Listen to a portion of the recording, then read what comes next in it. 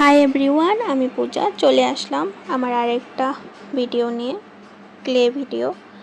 আজকে আমি বানিয়েছিলাম ছোট্ট আইসক্রিম।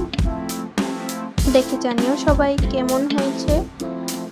এই ছোট্ট ছোট্ট জিনিসগুলো বানিয়ে যে কি যে আনন্দ লাগে মনে মধ্যে, সেটা বলে প্রকাশ করা যায় না।